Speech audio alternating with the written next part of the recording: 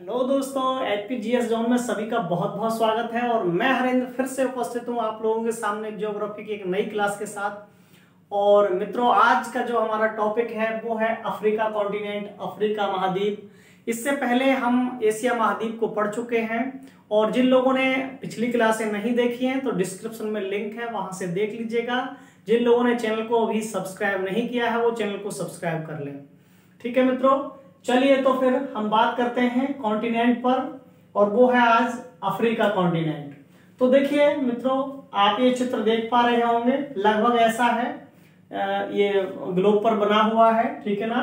और देखो, इसकी अगर बात करें तो ये दोनों ही गोलार्धों में पड़ता है। इसका कुछ भाग पड़ता है आपका, जैसे ये रेखा देखो, ये वाली जो रेखा है ना, ये वाली जो रेखा खींची हुई है, ये वाली जो रेखा है ये है भूमध्य रेखा। ये कौन सी रेखा है?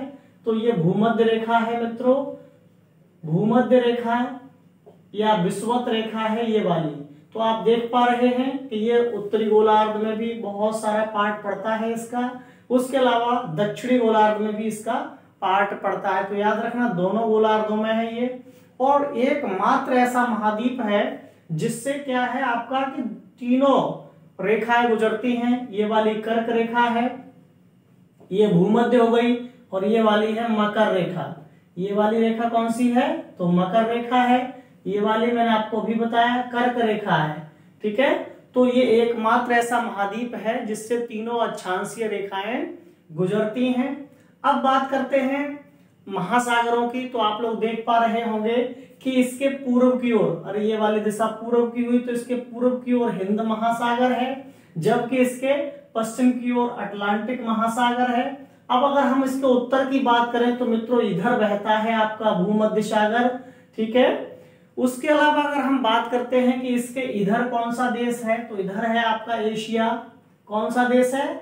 इसके इधर एशिया है। और एशिया और अफ्रीका को जो अलग करता है वो है आपकी स्वेज नहर। स्वेज नहर, अभी डिटेल चर्चा करेंगे इस पर। तो स्वेज नहर अफ्रीका और एशिया को अलग करती है, याद रखना इसको। इसके अलावा आप लोग देख पा रहे हैं कि ऊपर जो पड़ता है आपका वो क्या है? यूरो महाद्वीप है। ऊपर यूरो महाद्वीप, और यूरो महाद्वीप को जो अलग करता है वो क्या है? तो वो है जिब्राल्टर जल संधि और भूमध्य सागर। तो वो इसको अफ्रीका और यूरोप के बीच में अंतर उत्पन्न करते हैं। ठीक है मित्रों, इसके अलावा देखो, मैंने कुछ पॉइंट और आपको यहाँ पे लिख दिए हैं जो कई बार एग्जाम में पूछे जाते हैं। वो इस तरह से पूछ लिए जाते हैं, जैसे सहारा की स्थिति अफ्रीका में किधर है? तो आप लोग देख पा रहे होंगे, सहारा मरुस्थल उत्तरी गोलार्ध में कर्क रेखा के नजदीक ही पड़ता है। उसके अलावा कालाहारी कभी पूछ लिया जाए तो आप लोग देख पा रहे हैं कालाहारी दक्षिण में पड़ता है। उसके अलावा देखो, एक और यहां से कभी कभी एक नदी और पूछ ली जाती है। तो ये देखो, ये जो गोला जैसा दिख रहा होगा आप लोगों को, ये है मित्रों विक्टोरिया झील। ये क्या है? ये है विक्टोरिया झील। और विक्टोरिया झील जो है वो आप लोग जानते हैं कि अफ्रीका की सबसे बड़ी झील है। और अगर विश्व की हम बात करें तो विश्व में बैकाल झील के बाद सबसे ज्यादा मीठा पानी जो संग्रहित है वो विक्टोरिया झील में ही है। और इस विक्टोरिया झील से ये जो नदी निकल रही है, ये वाली नदी का मैंने जो इस तरह से इंगित किया है, ये नदी का नाम नील नदी है। ये कौन सी नदी है? तो याद रखना, ये नील नदी है, जो अफ्रीका ही नहीं अपितु पूरे विश्व की सबसे लंबी नदी है, जो कहां जाकर गिरती है मित्रों? तो भूमध्य सागर में। तो कई बार एग्जाम में इससे क्वेश्चन बना हुआ है कि जो नील नदी है वो कहां से निकलती है? तो विक्टोरिया झील से निकलती है। और कहां जाकर खत्म होती है? तो भूमध्य सागर में जाकर गिरती है। ठीक है मित्रों, तो ये मैंने कुछ पॉइंट आपको इस पे दिखाए थे। अच्छा, इसके बाद इसके कुछ और पॉइंट है जिन पे हम और चर्चा करेंगे, जो एग्जाम की दृष्टि से बहुत महत्वपूर्ण है। वो देखिए, अगर हम इसके क्षेत्रफल की बात करते हैं तो 3,65,00,000 वर्ग किलोमीटर में ये स्थित है। अगर हम इसको प्रतिशत में देखें तो ये विश्व का लगभग कितना है? तो विश्व का 23% भाग है। ये लगभग विश्व का 23% पर है। अगर हम इसके देशों की बात करें कि अफ्रीका महाद्वीप में कितने देश हैं, तो इसमें देशों की संख्या है 54 देश हैं अफ्रीका महाद्वीप में। हालांकि एक दो देश इसका भी ऐसा है जिसको मान्यता नहीं दी गई है, पर आप याद रखना 54 देश जिसको यूएनओ से मान्यता प्राप्त है। अब देखो, देशों की बात की है तो कुछ और पॉइंट जानते हैं, जैसे कभी कभी पूछ लेता है सबसे बड़ा देश। तो सबसे जो बड़ा देश है, सबसे बड़ा देश मैंने बताया था आपको, हमको दो तरीके से पढ़ना है बड़ा देश पढ़ना है। तो एक तो पढ़ना है हमको क्षेत्रफल के अनुसार कि क्षेत्रफल में कौन सा बड़ा है, एक पढ़ना है हमको जनसंख्या के अनुसार। तो देखो क्षेत्रफल में जो इसका सबसे बड़ा देश है वो है आपका अल्जीरिया। अल्जीरिया अफ्रीका महाद्वीप का क्षेत्रफल में सबसे बड़ा देश है, जबकि जनसंख्या में नाइजीरिया सबसे बड़ा देश है। जनसंख्या में नाइजीरिया सबसे बड़ा देश है। और नाइजीरिया की अगर बात करें तो विश्व में जनसंख्या के मामले में जो नाइजीरिया का स्थान है वो 7वां। तो विश्व का जनसंख्या में 7वां बड़ा देश भी है नाइजीरिया। ठीक है, अब अगर हम बात करते हैं छोटा देश, तो देखो देश छोटा हो या बड़ा पढ़ने दो ही तरीके से हैं। अब यहां पे मैं छोटा लिख देता हूं।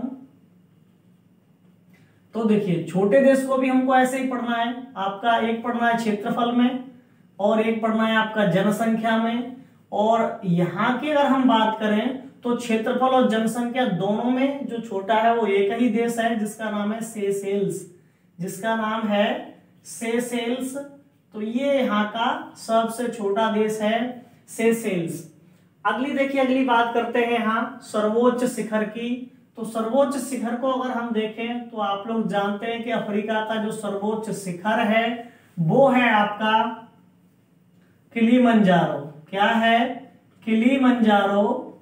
ये एक ज्वालामुखी पर्वत है किलिमंजारो, और ये किलिमंजारो पर्वत पर जो सबसे ऊंची चोटी है उसका नाम भी क्या है? तो उसका नाम भी किलिमंजारो है। और अगर हम इसकी ऊंचाई की बात करें तो ये आपकी 5895 मीटर ऊंची है किलिमंजारो। ठीक है, कई बार पूछ लिया जाता है किलिमंजारो अफ्रीका के किस देश में स्थित है? तो ये स्थित है तंजानिया। कहाँ स्थित है? तंजानिया में। बहुत बार एग्जाम में आया हुआ है। एक और बात यहां से, ये जो किलिमंजारो चोटी है ना, इसके निचले या तलीय भागों में एक जनजाति रहती है जिसका नाम है छग्गा। यहाँ किलिमंजारो के तलीय भागों में एक जनजाति रहती है जिसका नाम है छग्गा जनजाति। और ये जो छग्गा जनजाति है वो किलिमंजारो के तलीय भागों में कृषि करती है। तो ये जिस कृषि को उत्पादित करती है उसका नाम है कहवा। क्या नाम है? तो कहवा आप लोग जानते होंगे, जो कॉफी है वो कहवा के रोस्टेड बीजों से या भुने हुए बीजों से ही बनती है। कई बार ये भी पूछ लेता है कि कॉफी पौधे के किस भाग से बनती है, तो याद रखना है आपको बीजों से बनती है। और वो बीज किसके होते हैं? तो कहवा के। तो अफ्रीका में बहुत ज्यादा मात्रा में किलिमंजारो के तलीय इलाकों में छग्गा जनजाति द्वारा कहवा की कृषि की जाती है। अब देखो बात करते हैं तापमान की। तो सबसे ज्यादा विश्व का जो गर्म स्थान है वो यहीं पे स्थित है अफ्रीका में। अफ्रीका में मरुस्थल अधिक होने की वजह से तापमान भी हाई रहता है। ठीक है, तो अगर हम इसके तापमान की बात करें तो आप लोग देख पा रहे हैं यहाँ पे विश्व में सर्वाधिक, विश्व का जो सबसे ज्यादा गर्म स्थान है, विश्व का सर्वाधिक गर्म स्थान, सबसे ज्यादा जो गर्म स्थान है वो है लीबिया में एक जगह पड़ती है। लीबिया देश है ना, लीबिया देश में एक जगह है और उस जगह का नाम है अल अजीजिया। अल अजीजिया। तो ये जो अल अजीजिया है ये विश्व का सबसे ज्यादा गर्म स्थान है। हम इसके अगर तापमान की बात करें कि कितना तापमान है, तो 58 डिग्री सेल्सियस यहाँ का तापमान रहता है औसतन। औसतन का मतलब है कि इससे 1 सेल्सियस अधिक भी जाता है और 1 सेल्सियस कम भी होता है। ठीक है, अब बात करते हैं मरुस्थल की। नहीं, मरुस्थल से पहले कुछ रह गया, नदी रह गई। नदी की बात करें अफ्रीका में तो देखो अभी मैंने आपको नक्शे पर बताया था कि जो सबसे लंबी नदी है वो ये वाली है, नील नदी। यहाँ विश्व की सबसे लंबी नदी है। और देखो इस बात को आप ऐसे समझ सकते हैं, लंबी और कभी पूछा जाएगा बड़ी, तो विश्व की बड़ी नदी तो अमेजन है। समझ रहे हैं? बड़ी का मतलब है चौड़ाई लंबाई पूरा, जिसका अपवाह तंत्र या प्रवाह तंत्र सबसे बड़ा है वो बड़ी होती है।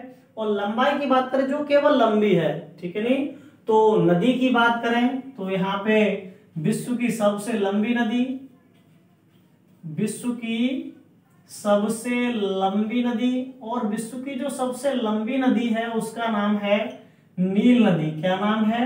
नील नदी, जो मैं अभी आपको बता चुका हूं। अगर हम इसकी लंबाई की बात करें तो दो तरह से मिल जाता है इसकी लंबाई, 6650 किलोमीटर। कहीं कहीं आपको ये 6690 भी मिल जाएगा, पर ज्यादा सटीक है 6650 से अधिक ये लिखा होता है तो वो ज्यादा सही है। ठीक है ना? कहां से निकलती है तो मैंने आपको बता दिया था। अगर हम इसके उद्गम को पढ़ते हैं तो आप लोग जानते हैं इसका उद्गम है विक्टोरिया, विक्टोरिया झील इसका उद्गम है।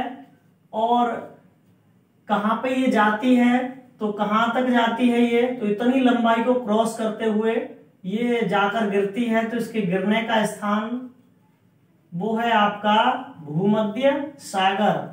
भूमध्य सागर में जाकर ये गिरती है। और एक और बात मैं आपको यहां बता देता हूं कि जो नील नदी है, ठीक है, विशेष तौर पे ये मिस्र, कभी देश और पूछ लिया जाता है इसका कि किस देश से बहकर जाती है, तो मिस्र से बहकर जाती है, जिसको बोलते हैं मिस्र गणराज्य। मिस्र से बहकर जाती है, मिस्र गणराज्य से बहकर जाती है। और जो ये मिस्र है, ठीक है, इसको एक नाम भी दिया जाता है नील का वरदान। नील का वरदान कौन सा देश है? तो मिस्र है। और आप लोग जानते होंगे, सुना भी होगा कि विश्व की अगर प्राचीनतम सभ्यताओं को पढ़ते हैं तो मिस्र की सभ्यता सबसे प्राचीनतम मानी जाती है। यह भी माना जाता है कि मनुष्य का जो पृथ्वी पर जन्म है वो किस महाद्वीप से हुआ है, तो वो अफ्रीका से ही हुआ है।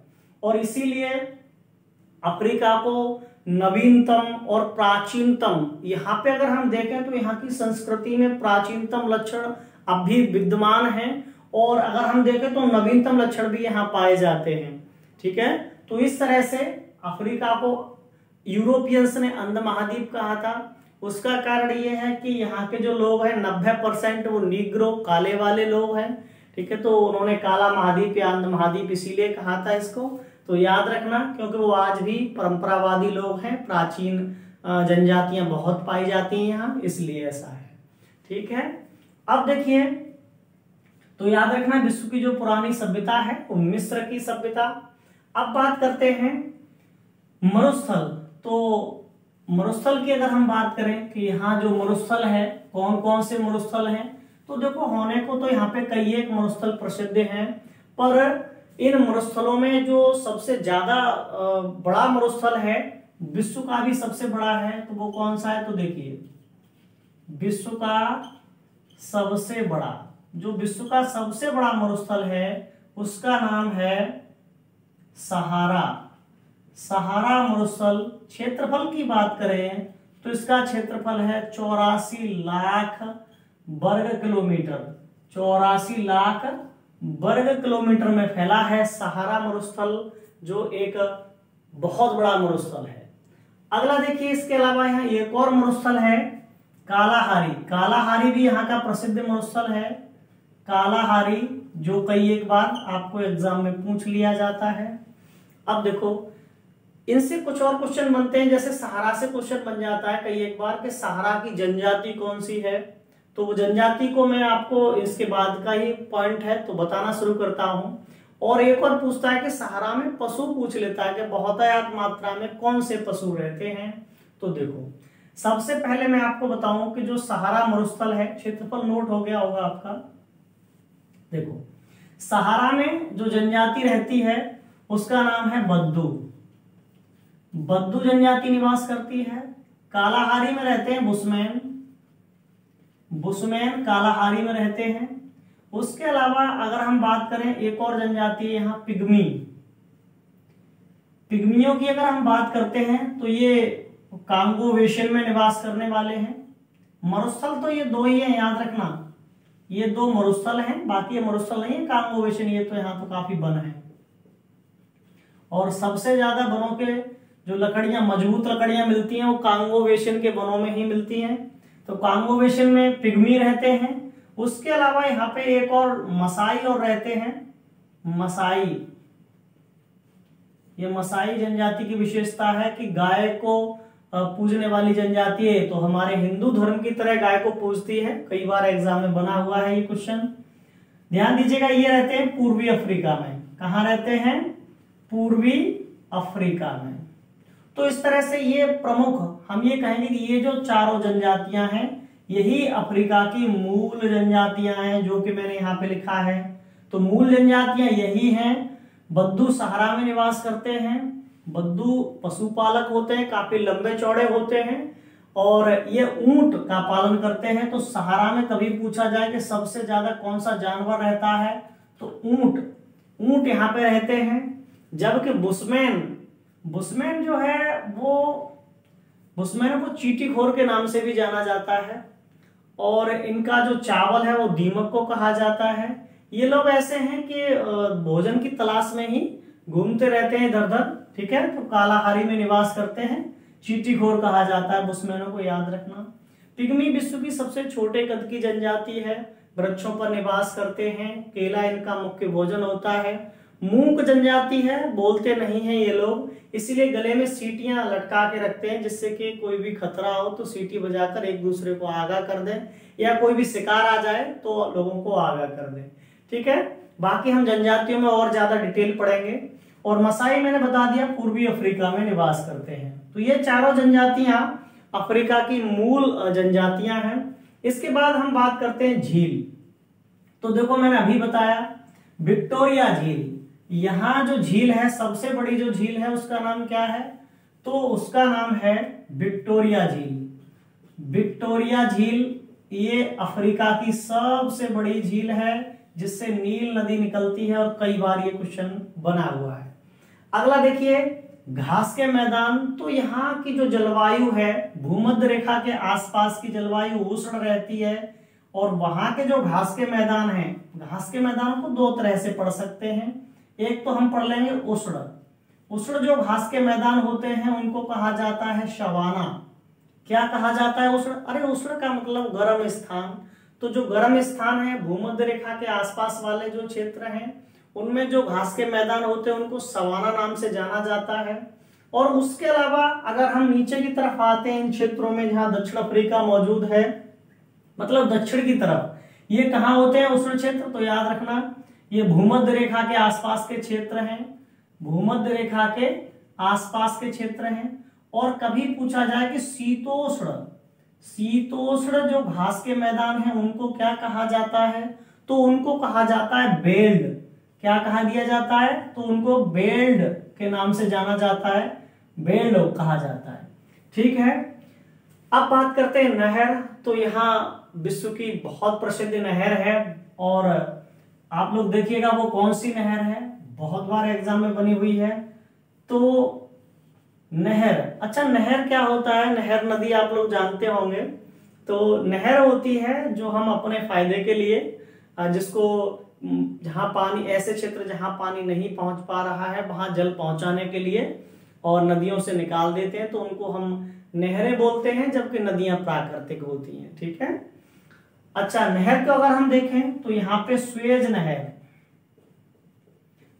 नहर वो यहीं पे मैंने आपको यहाँ पे दिखाया था, ये देखिए चित्र में बना हुआ है, ये यहाँ पे है इस तरह से, ये स्वेज नहर है, ये इस तरह से, ठीक है ना। तो स्वेज नहर के विषय में कुछ क्वेश्चन है वो आप देखिए। सबसे अगर पहली बात करें कि इसका निर्माण कब हुआ है, तो स्वेज नहर का जो निर्माण है वो हुआ है आपका 1854 से प्रारंभ हुआ था।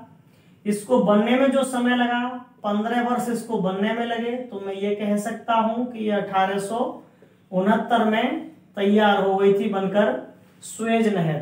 कब बनकर तैयार हुई है? तो 1869 में बनकर तैयार हुई है। कभी पूछा जाए इसका वास्तुकार कौन रहा है, तो आप देखिए इसका जो वास्तुकार है वो है फर्डिनेंड इसका वास्तुकार रहा है, फर्डिनेंड, याद रखना नाम इसका वास्तुकार है। एक और बात देखो, इसकी लंबाई कई बार पूछी जाती है, कई बार एग्जाम में आ जाती है, आपको पूछ लेगा कि स्वेज नहर की जो लंबाई है वो कितनी है और इससे फायदा क्या है। तो मैं आपको बता दूं कि इसकी जो लंबाई है वो 162 मीटर है, 162 62 मीटर इसकी लंबाई है। और देखो इस नहर के बनने से जो सबसे बड़ा फायदा हुआ वो हुआ था कि मुंबई से जो लंदन जाते थे, मुंबई से लंदन जब जाते थे तो मुंबई से लंदन की जब यात्रा करते हैं तो 7000 किलोमीटर, मुंबई से लंदन की यात्रा के समय 7000 किलोमीटर का 7000 किलोमीटर के अंतर को इसने कम किया था। ठीक है, पहले जब जाते थे तो मुंबई से लंदन जाते थे तो पूरा अफ्रीका को घूमते हुए जाते थे। ठीक है नहीं, जिसको आप लोगों ने पहले पढ़ा होगा, केप ऑफ गुड होप मार्ग कहलाता है। अरे जिस मार्ग से वास्को डी गामा आया था, ठीक है, ये वाला मार्ग है। अरे अफ्रीका को ये घूमते हुए ये वाला मार्ग ही तो था केप ऑफ गुड होप। तो ये ऐसे जाना होता था, इंडिया से ऐसे आते थे, पूरा ऐसे जाते थे। अब क्या है कि जैसे ही अब यहां से निकलते हैं तो स्वेज नहर से सीधे निकल जाते हैं यहाँ। तो 7000 किलोमीटर का जो सफर था वो इस नहर के बनने से क्या हुआ, कम हो गया। और ये महत्वपूर्ण है, याद रखना। अच्छा देखो, इसके बंदरगाहों की अगर हम बात करें तो इस पे एक स्वेज बंदरगाह है और एक सईद बंदरगाह है। ठीक है, तो इस पे स्वेज बंदरगाह कहाँ है, तो ऊपर की तरफ देखो, ये ऐसे ही तो है, ये इसकी स्थिति है। देखो यहाँ पे देखो आप, ये है स्वेज नहर, ये ऐसे है स्वेज नहर। अब इस तरह से जब स्वेज नहर है तो ऊपर वाला उत्तर हो गया और नीचे वाला दक्षिण हो गया। तो उत्तर में यहाँ जो बंदरगाह है, इस बंदरगाह का नाम है स्वेज बंदरगाह। और नीचे कौन सा है, तो नीचे है मित्रों सईद बंदरगाह। तो पूछ लेता है कि सईद बंदरगाह कहाँ है, स्वेज बंदरगाह कहाँ है। तो ये आपके इससे बनने वाले क्वेश्चन थे। इसके अलावा देखो, अफ्रीका में खानों के लिए भी अफ्रीका बहुत प्रसिद्ध है और कई बार इनसे क्वेश्चन आ जाता है। तो खान या खदान जिसको बोलते हैं, खनन सुना होगा शब्द आप लोगों ने। ठीक है, तो जैसे बोलते हीरे की खान, सोने की खान, तो वो यहाँ पे हीरे और सोने की खानें हैं, विशेष तौर पे अफ्रीका देश में। अफ्रीका महाद्वीप के जो दक्षिण अफ्रीका देश है वहां पे पाई जाती हैं आपकी सोने और हीरे की खानें। तो कई बार एग्जाम में आ जाती हैं, तो जो महत्वपूर्ण है वो मैं आपको बता देता हूं। देखिए, सबसे पहले आपने एक खान का नाम सुना होगा, किम्बरले। किम्बरले ये क्या है, तो हीरे की खान है, हीरे की खान है ये किम्बरले। ठीक है नहीं, और इसीलिए किम्बरले को क्या कह दिया जाता है, इसको क्या कह दिया जाता है भाई, हीरों का नगर कह दिया जाता है, डायमंड सिटी। क्या कह देते हैं इसको, डायमंड सिटी, किम्बरले को। ये दक्षिण अफ्रीका का डायमंड सिटी है, इंडिया का नहीं। इंडिया का आप लोग जानते होंगे सभी, इंडिया का डायमंड सिटी क्या है। ठीक है, अगर पता है तो कमेंट करके मुझे बताएं क्या है डायमंड सिटी भारत का। अगला देखिए, अगर हम दूसरे की बात करते हैं तो यहाँ पे और भी खाने हैं, जैसे जो रैंड की पहाड़ियां हैं जिनको रैंड बोल दिया जाता है। ठीक है नहीं, तो रैंड की पहाड़ियों से सोना बहुत ज्यादा मात्रा में निकलता है। ठीक है, और रैंड की पहाड़ियों में एक जगह है ट्रांसवाल। ठीक है, तो रैंड की पहाड़ियों में एक जगह रहती है, रैंड की पहाड़ियों में एक स्थान है जिसका नाम है ट्रांसवाल। ट्रांसवाल में क्या होता है, तो यहाँ सोने की खान है, ट्रांसवाल सोने की खान। ठीक है, यहाँ सोने की खान है ट्रांसवाल में। इसके अलावा यहाँ पे एक नगर और है जो बहुत प्रसिद्ध है और एग्जाम में कई बार आया है, उसका नाम है आपका जोहान्सबर्ग। क्या है, जोहान्सबर्ग। और ये जोहान्सबर्ग की बात करें तो सोने के लिए ही प्रसिद्ध है, यहाँ भी ढेर सारा सोना है। और अगर विश्व में किसी एक नगर की बात करें कि सबसे ज्यादा विश्व में सोना उत्पादित करने वाला नगर कौन सा है, तो वो कौन सा है, ये जोहान्सबर्ग ही है। हालांकि पहले जो था टॉपर वो था आपका, जैसे बोलते थे कि विश्व में देश कौन सा है सोने के मामले में, तो दक्षिण अफ्रीका ही होता था। पहले क्या होता था, दक्षिण अफ्रीका होता था, पर अब दक्षिण अफ्रीका नहीं होता और चीन ने उसको पीछे छोड़ दिया है। ठीक है ना, तो पर ये नगर आज भी सबसे ज्यादा सोने के लिए प्रसिद्ध है, जोहान्सबर्ग। तो याद रखना इसको। अच्छा, इसके अलावा देखो एक नदी प्रमुख और रह गई, नाइजर, जो बहुत पूछा जाता है। नाइजीरिया में ही एक नदी है, जिसका नाम है, यहां देख लो, नाइजर। नाइजर नदी किस देश में है? तो याद रखना नाइजीरिया में है। और नाइजीरिया को क्या कह दिया जाता है? तो इसको ताड़ तेल का देश भी बोल दिया जाता है या पाम ऑयल का देश बोल दिया जाता है। ये प्रसिद्ध इसलिए है कि इसको तेलीय नदी कहा जाता है, इसको तेल वाली नदी कह दिया जाता है, तेल वाली नदी, या ये कह सकते हैं कि ऑयल रिवर। क्या कह सकते हैं इसको? तो इसको ऑयल रिवर कह सकते हैं। ये कई बार बना हुआ है कि ऑयल रिवर कौन सी नदी को कहा जाता है? तो वो नाइजर है, जो किस देश में है? आपकी अफ्रीका में है। क्यों ऐसा कहा जाता है? तो देखो, इस नदी में तेल की मात्रा पाई जाती है, इसलिए इसको ऐसा कह दिया जाता है।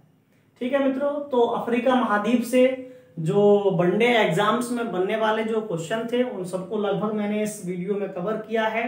और जल्दी मिलते हैं हम लोग अगले वीडियो में, और उसमें हम कवर करेंगे आपके उत्तरी अमेरिका और दक्षिणी अमेरिका से बनने वाले प्रश्नों को। तो आप लोग पढ़ते रहिए, और जुनून कम नहीं होना चाहिए पढ़ने का, ठीक है? नहीं, ऐसा नहीं है कि अभी ऑफलाइन क्लासेस नहीं खुल रहे हैं तो लड़के पढ़ ही नहीं रहे, आराम फरमा रहे हैं। तो आप लोग लगातार अध्ययन में व्यस्त रहिए। भाई यही तो मौका है, अरे यही तो मौका है, जब सब आराम कर रहे हैं तब तुम पढ़ो, तभी तो औरों से आगे निकल पाओगे। ठीक है ना?